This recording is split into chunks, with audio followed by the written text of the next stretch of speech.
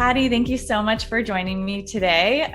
This is the first edition of the podcast, and I couldn't be happier to be here with you today. So thanks for hopping on.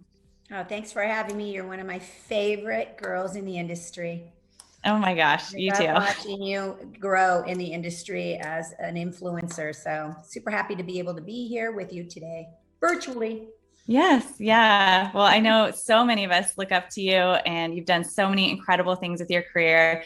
And one of the areas that I wanted to dive into on this podcast was really just kind of getting into some of those moments that you felt you were particularly audacious, like really stepped outside of your comfort zone or went for it, or in those moments where you felt like you needed to make a change. And so the first question I want to ask you is, what is one moment that you can think of when you were really audacious in your career? Wow. So the first thing that kind of jumps into mind is, I started this industry when I was 16 years old. So my whole formal education is in the mortgage industry. So I didn't have a formal education. I always felt really insecure about that. And I have major imposter syndrome. And I think a pivotal moment for me was, I remember I was asked as one of the very few presidents and founders of an independent mortgage bank our size, I was asked to speak. And I was the last person that was going to be introduced. And everybody ahead of me was, graduated from Harvard and has her MBA and blah, blah. And I'm like, oh no, what's my introduction going to sound like? And I was so insecure, so nervous. And I remember I sat up on the stage and the first thing I said was, well, I'm a graduate from La Mirada High School and I won Miss La Mirada. Like that was all I had to say.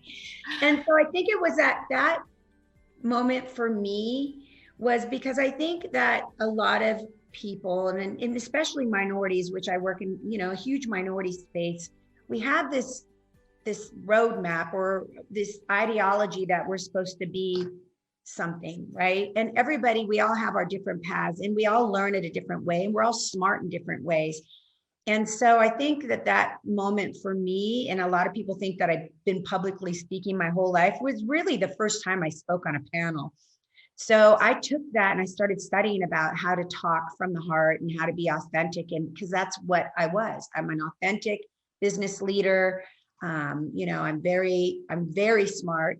See how I can say that now with like confidence. I'm so smart. I'm very smart. I know this business very well, but I think our insecurities, prevent us from being who we're really supposed to be. And so I think that moment for me was my breakthrough of, Patty, don't let your insecurities control your success. And definitely don't let people see your insecurities before they see who you really are. So that was a very pivotal moment in my career. Wow. Yeah, that is so good.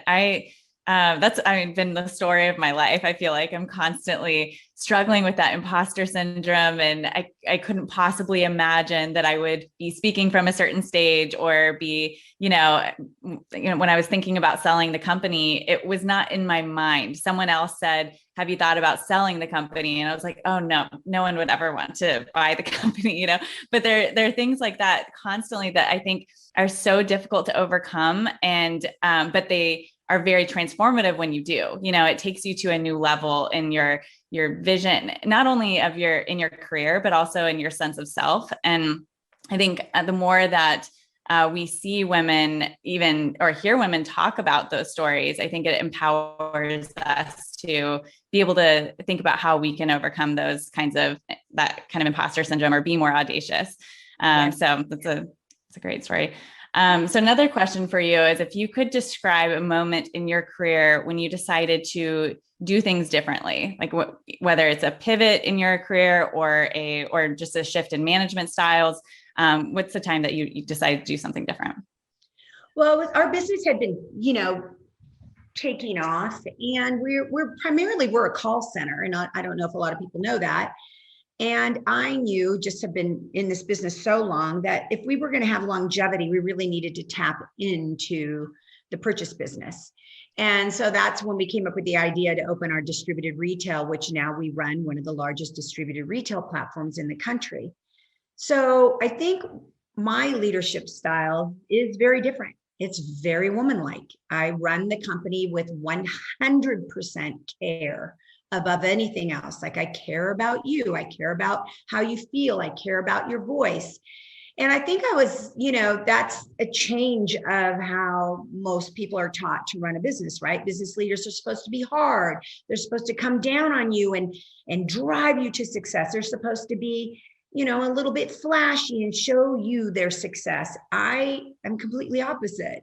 I like to be in the trenches with the people. I like to sit from the ground up, because that's where I started, and not be at the top, because at the top you can't see anything. So I think that running a company very woman-like with a fundamental daily vision about caring. I think that at first I was a little insecure about it, but it seems to have worked. And the funny thing is we're male female leadership, so I have the male influence. Rick is the CEO. He's very much the visionary. And I would say that I'm very much the heart. And I think that there's kind of a lid for every pot in our company. So if you want that male driven visionary type leadership, you can look up to Rick. Or if you want to be led by love and caring and family like culture and feeling like you belong to something bigger than yourself, then you look up to me. So that's kind of a cool thing that organically happened at our company. Yeah, I love that. I think that, male or female, we benefit so much from that type of leadership, though, it just being more heart driven. And I was very self-conscious of that. I think being in different leadership roles and even coming into the one I'm in now, it feels like you're supposed to act in a certain way. Like, a sales leader is typically a man and they act in a certain way. And everything you read about in sales books and whatever is like, I don't know, just the approach feels masculine, and there's nothing wrong with it. It's very effective. But I think the more that I have learned to tap into what's authentic to me and what I find to be like, if I try to behave in a certain way, it's not effective because it's not genuine, and I think that that's really helpful and why diversity is important and that kind of thing, is just having that kind of authentic approach that's really going to resonate most with people because it's you. Yes, I agree 100%. So this is a very easy question, but one I want to ask you anyway. In what ways have you challenged the status quo in our industry? I think if you had a poster that said, "This person challenged the status quo of the mortgage industry," you probably have my face planted on it. Yeah. So yeah, I think I've changed it. It feels really good. I feel a huge responsibility to all the women looking up at me, letting them know that this is very possible. I use my voice. I think I'm appreciated for that amongst my peers. And so I enjoy just being authentically 100% who I am. And that is somebody who just battled the street to get where I'm at. I was a loan originator. I had realtors yelling at me. I was a processor. I had loan officers yelling at me. I mean, organically, I was really fortunate to just have been in every seat in a mortgage business that I'm able to now really lead by example and know where people are coming from. So yeah, I am changing the status quo. I'm super proud of it. There's a few women that we all know each other. And it's funny because we all equally admire ourselves for doing the same thing, but there's a handful. But I'm starting to see the emerging leaders. I've looked up to you since the second I met you years ago at a NARP event. So we're looking at you too, or like Nuria. I know there's, Nuria, like I'm looking at you girls to be that next wave. And I think that's exciting. I feel very fortunate, actually. Yeah, definitely. And it does feel like such a time in our industry where people are welcoming the challenge to the status quo. I mean, there's obviously a lot of barriers and that kind of thing, but I think people appreciate whenever you are bringing a different perspective or approach. And so it's an exciting time. And I know, like I said, I've looked up to you forever. And I feel like so many of us are looking to you and others as an example of authentic leadership. So I think when we think about challenging the status quo, it's not just thinking beyond how things have been done. It's like looking internally. Yes, exactly.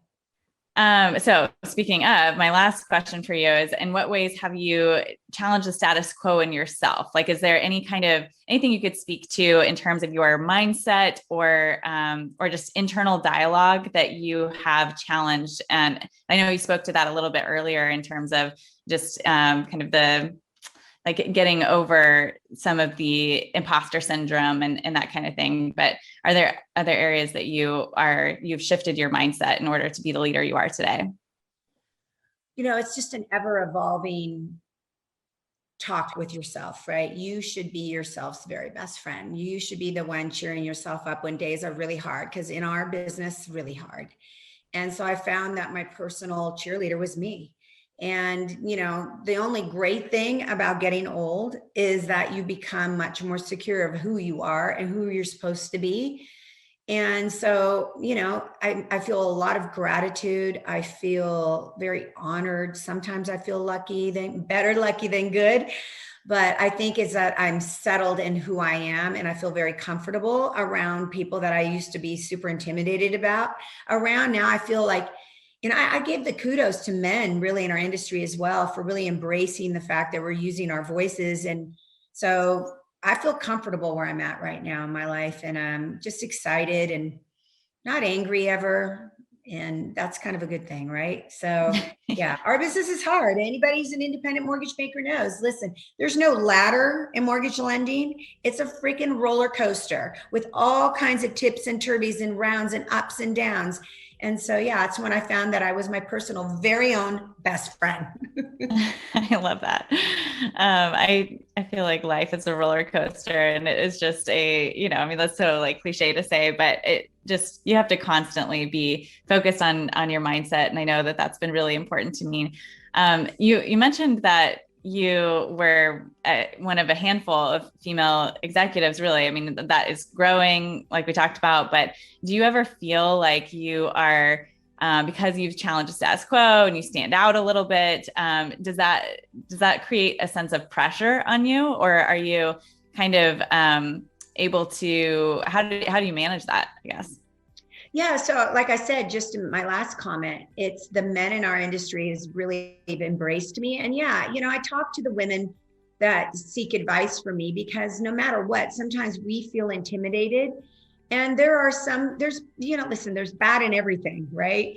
And, but yeah, I feel very confident in my voice, especially in this industry. And I feel like I've done a lot of good for everyone in using my voice with regards to regulation and with regards to just the way we all run our companies. I really feel like I do for the bigger good, right? So, the people that I want to love me, right? Mm-hmm. And the people who I don't care like me or don't like me, I don't care. So I always say, seek approval from those whom you respect. So people that I respect really care about me, and I appreciate that. So other than that, I can't worry about it. So that's so good. I'm such a people pleaser. I just like want everyone, if someone is unhappy, then I'm like, but they need to be happy. but you have to be authentic to you and care about people that you care about. So yeah, that's great. Well, thank you so much, Patty, for being on. I appreciate everything you've done in our industry and your leadership. And thank you for taking a little bit of time with me today. Thank you. It's always my pleasure. Thank you so much.